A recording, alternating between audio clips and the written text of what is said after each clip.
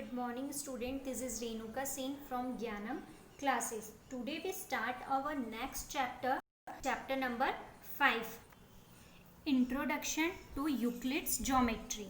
Chapter number 5 का name है Introduction to Euclid's Geometry. Geometry comes from the Greek word. जो geometry word है वो कहाँ से आया हुआ है? एक ग्रीक वर्ड है. अब जो ज्योमेट्री जो वर्ड है उसके भी मीनिंग है जियो. उसको हम 2 पार्ट्स में डिवाइड करेंगे, जियो और मैट्री. जियो का मीनिंग होता है अर्थ और मैट्रियन का मीनिंग होता है मेजरमेंट. किसी भी चीज़ का हमें क्या करना होगा? मेजरमेंट करना होगा. अब हमें इस चैप्टर्स में जो यूक्लिड्स ज्योमेट्री है, इस चैप्टर में हमें कुछ चीज़ें पढ़ना है. वो हम समझते हैं हमें क्या क्या पढ़ना है. जो यूक्लिड्स हैं उन्होंने ये जो यूक्लिड्स ज्योमेट्री है, जो यूक्लिड्स हैं वो एक ग्रीक के मैथमेटिशियंस है, ग्रीक मैथमेटिशियंस है. और उन्होंने ही हमें इसमें 2 चीज़ें, सिर्फ इस चैप्टर्स में हमें सिर्फ 2 चीज़ें ही पढ़ना है.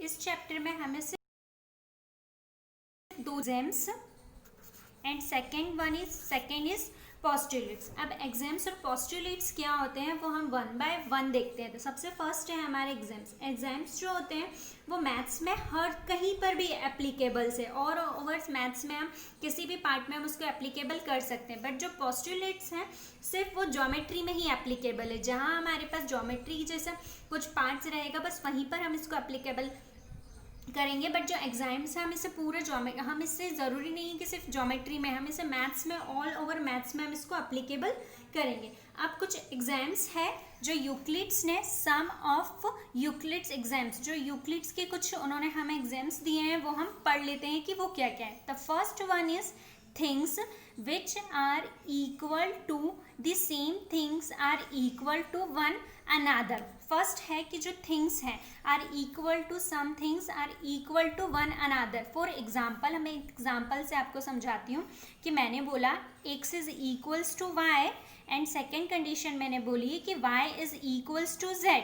x is equals to y and y is equals to z. तो हम बोल सकते हैं ना कि जो z है वो x के इक्वल होगा, ये x है जो z के इक्वल होगा. तो इसका मीनिंग यही है कि things which are equal to same things, things which are equal to same things which equal to one another things. कि जब x y के इक्वल है एंड y z के इक्वल है तो x z के इक्वल भी होगा. ये हमारा फर्स्ट एग्जाम्स है. अब सेकेंड वाला है if equals are subtracted from equals the remainder are equal.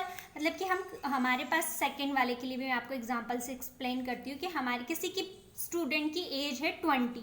तो ए वाला कोई स्टूडेंट है उसकी एज 20 है, बी कोई स्टूडेंट है उसकी भी एज 20 है. अगर मैं इसमें से भी 5 माइनस करूंगी और इसमें से भी 5 माइनस करूंगी तो मुझे यहाँ क्या मिलेगा?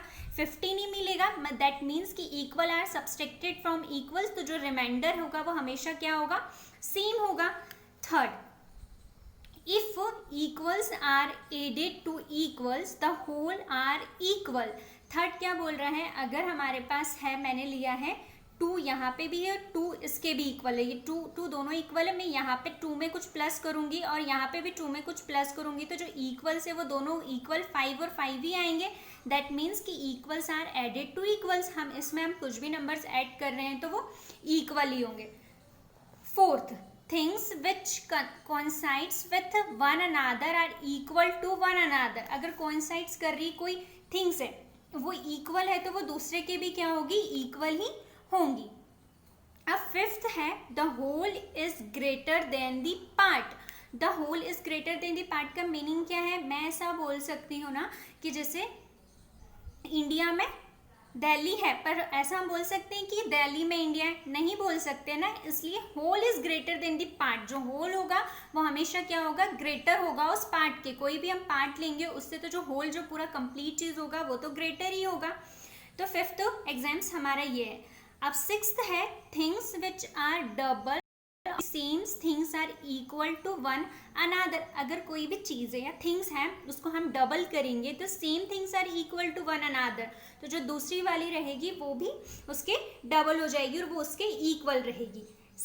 सिक्स्थ. अब seventh, things which are have same things are equal to one another, अगर कोई थिंग्स है वो इक्वल है सेम थिंग्स के जो, तो अनादर है वो भी क्या होगी, इक्वल ही होंगे। तो ये हमारे पास यूक्लिड्स ने कुछ एग्जाम्स दिए थे, वन बाय वन मैंने आपको वो एक्सप्लेन कर दिए हैं। अगर आपको इसमें कुछ डाउट आता है तो आप कमेंट सेक्शन में मुझे लिखिएगा। अब जो हमारे पोस्टुलेट्स हैं, पोस्टुलेट्स में हमारा जो नेक्स्ट वीडियो बनाऊंगी उसमें कंप्लीट करूंगी, बट अगर इतने एग्जाम्स में आपको कुछ भी डाउट आता है तो आप कमेंट सेक्शन में लिखिएगा।